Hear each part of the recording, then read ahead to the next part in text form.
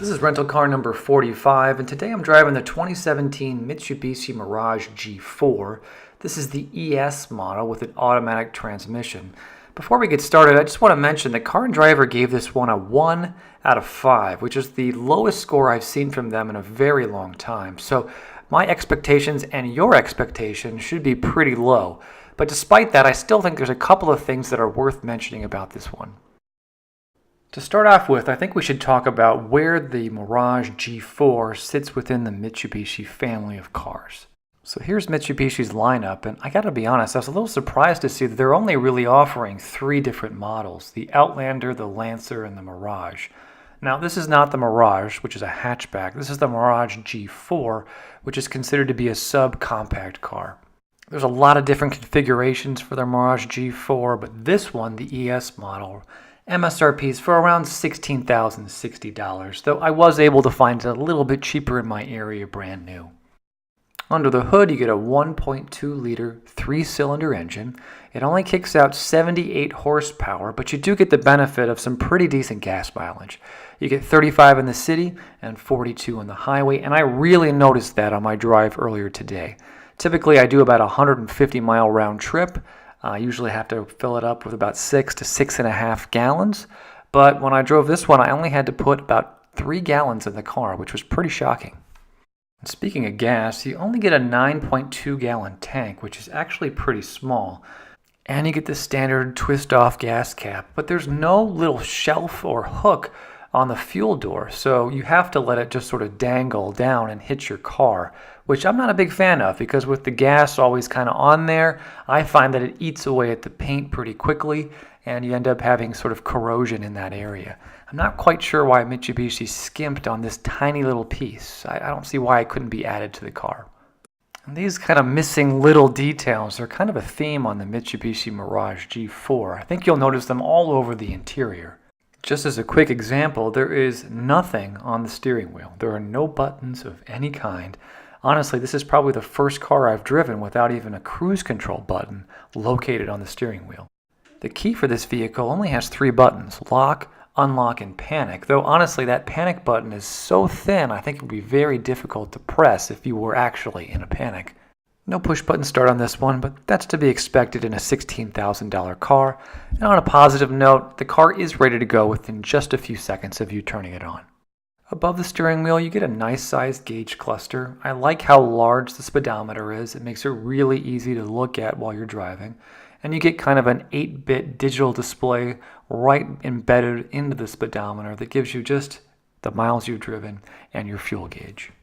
Shifting your gaze over to the right to the center console, there's not a lot here: a CD player, a radio, and then some other basic odds and ends. You mostly control everything with this center knob, though I think mine might have been broken. It does say power on it, so I expected to be able to just push the knob to turn the radio off, but it didn't work, and I couldn't find any power button anywhere on the center console, so whenever I wanted to turn the radio off, I ended up just turning the volume all the way down to 0. On a positive note, all the buttons are pretty large and they're easy to reach, so interacting with this is pretty decent. Directly below that, you do get the climate controls. There's just 3 twist sort of dials. They're not great. You do have to kind of put some force into them to change them around, and I found it very difficult to find the right temperature setting. It was a pretty hot day when I drove this car, about 85 outside, and I did notice that it took a good 10 minutes to really get the car to the temperature I wanted after it had sat out in the sun for a while. Below the climate controls, there's this little cutout down here that I found difficult to reach because it's still behind the gear shift, and you do get a power outlet located right here, along with 2 decent-sized cup holders. Gear shift is pretty clunky. I found it pretty hard to move it from park into reverse. You kind of had to give it a little bit of a tug, and then it's got this sort of curved pattern which isn't real smooth, so getting it to go into drive takes a little bit of force. You also get a standard parking brake. I found it kind of weird how little this actually moves. I'm used to the parking brake really coming up further when I give it a good tug. This one doesn't have a lot of movement. A small detail I just wanted to mention. Also, no center sort of armrest where you can store things in. There's just a single cup holder right there in the center. And then shifting your gaze upward, we continue with this Spartan feel. Standard rear view mirror, no bells and whistles.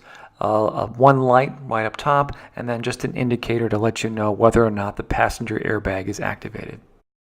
I'm not intentionally trying to be so negative. There's just so little to talk about. I guess the glove box is nice. It's a decent size, and you also do get a USB port right here. It's kind of dangling freely, but it's there, and it's useful. So, good glove box, I guess. Unfortunately, we got to continue this theme in the back seat as well. There's just not a whole lot to talk about. The only real interesting things to mention are the things that are missing that I'm used to seeing in all the rear seats of the cars I've been driving lately. Like, for example, there's no coat hook in the back. I wear a suit for work, and typically I hang my jacket back here on a hook that's right above a passenger door, but the Mirage doesn't have one. I think this is the first time I've ever driven a car without a hook here. It's just super strange.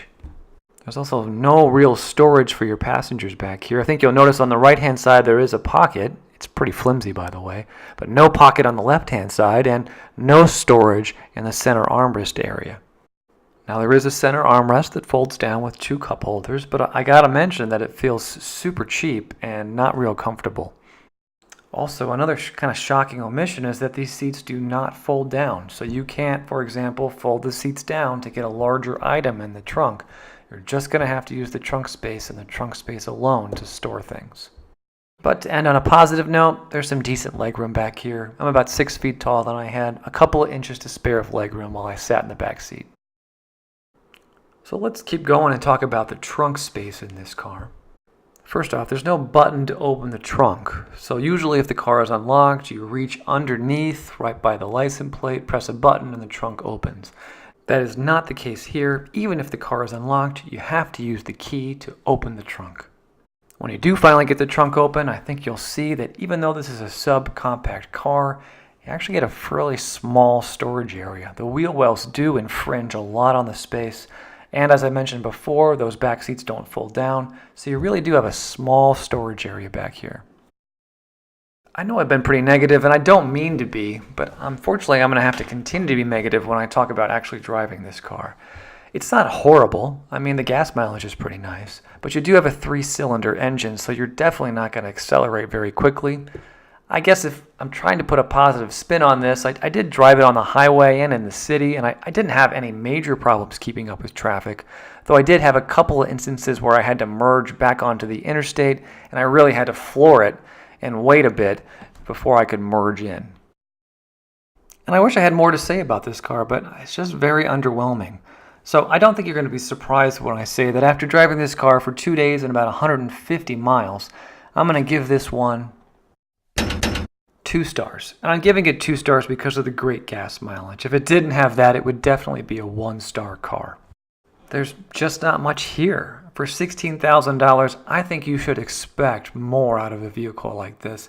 So my suggestion to you, if you're in the market for something like this, upgrade a little bit. Buy it used if you have to, but I don't think I can recommend buying the current model of the Mitsubishi Mirage G4. Alright, so that's it. Thanks for sticking with me all the way, and I hope you paid attention and noticed all the crazy damage that this car has. A missing hubcap, scratches all over the place. It's a real mess. Anyway, thank you so much for watching, and I hope you join me next time when I rent my 46th rental car.